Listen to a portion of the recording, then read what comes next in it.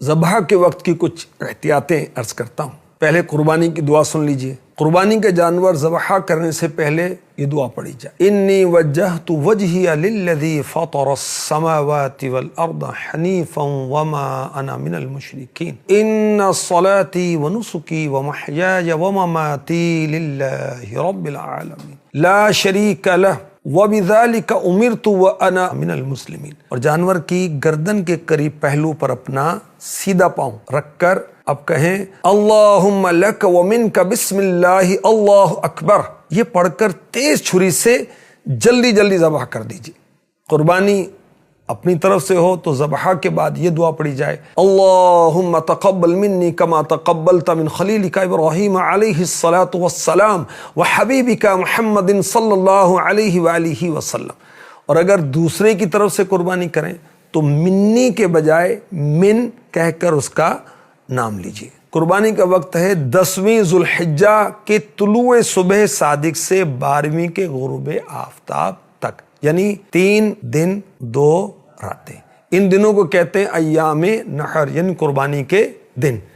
سب سے افضل ہے پہلا دن 10ویں تاریخ، پھر 11ویں اور پھر پچھلا دن یعنی 12ویں، سب میں کم درجہ ہے۔ تکبیر کسے کہتے ہیں؟ مستحب یہ ہے کہ ذبح کے وقت کہیں بسم اللہ اللہ اکبر۔ جب 2 افراد چھری پکڑ کر ذبح کرتے ہیں، اس تعلق سے بڑی اہم بات عرض کرتا ہوں، دوسرے سے ذبح کروایا، خود اپنا ہاتھ بھی چھری پر رکھ دیا، دونوں مل کر ذبح کر رہے ہیں، یاد رکھیے دونوں پر بسم اللہ کہنا واجب ہے۔ ایک نے بھی جان بوجھ کر چھوڑ دی یا یہ خیال کر کے چھوڑ دی، دوسرے نے کہہ لی، مجھے کہنے کی کیا ضرورت؟ دونوں صورتوں میں جانور حلال نہ ہوا۔ ذبح کے وقت کی چند اور احتیاطیں، جانور کو گرانے سے پہلے ہی قبلے کا تعین کر لیا جائے۔ لٹانے کے بعد بالخصوص پتھریلی زمین پر گھسیٹ کر قبلہ رخ کرنا بے زبان جانور کو سخت اذیت کا باعث ہے۔ ذبح کرنے میں اتنا نہ کاٹیں کہ چھری گردن کے مہرے یعنی ہڈی تک پہنچ جائے، کہ یہ بے وجہ کی تکلیف ہے۔ پھر جب تک جانور مکمل طور پر ٹھنڈا نہ ہو جائے، نہ اس کے پاؤں کاٹیں نہ کھال اتارے۔ ذبح کر لینے کے بعد جب تک روح نہ نکل جائے، چھری کٹے ہوئے گلے پر ٹچ نہ کریں، مس نہ کریں، نہ ہاتھ لگائیں۔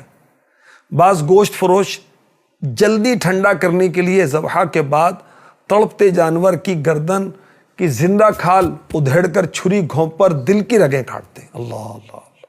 اسی طرح بکرے کو ذبح کرنے کے بعد بیچارے کی گردن چٹکھاتے بے زبانوں پر اس طرح کے مظالم نہ کیے جائیں جس سے بن پڑے۔ اس کے لیے ضروری ہے کہ جانور کو بلا وجہ ایذا پہنچانے والے کو روکے۔ اگر قدرت کے باوجود روک سکتا ہے پھر بھی نہیں روکتا تو خود بھی گناہ گار ہوگا اور جہنم کا حقدار ہوگا۔ جانور پر ظلم کرنا ذمی کافر پر، اب تو دنیا میں سارے کافر حربی ہیں، ظلم کرنے سے زیادہ برا ہے، اور ذمی پر ظلم کرنا مسلم پر ظلم کرنے سے بھی برا ہے، کیونکہ جانور کا کوئی معین و مددگار اللہ پاک کے سوا نہیں۔ اس غریب کو اس ظلم سے کون بچائے؟ انسان نے ناحق کسی چوپائے کو مارا یا اسے بھوکا پیاسا رکھا یا اس سے طاقت سے زیادہ کام لیا تو قیامت کے دن اس سے اسی کی مثل بدلہ لیا جائے گا۔ جو اس نے جانور پر ظلم کیا یا اسے بھوکا رکھا۔ آخری نبی مکی مدنی صلی اللہ علیہ وسلم نے جہنم میں ایک عورت کو اس حال میں دیکھا کہ وہ لٹکی ہوئی ہے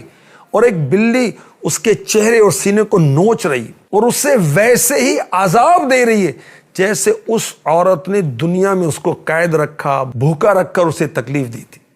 اور یاد رکھیے یہ صرف بلی کے بارے میں نہیں ہے، اس روایت کا حکم تمام جانوروں کے حق میں ہے۔ اگر ان کے ساتھ ظلم کیا تو قیامت کے روز کہیں یہی جانور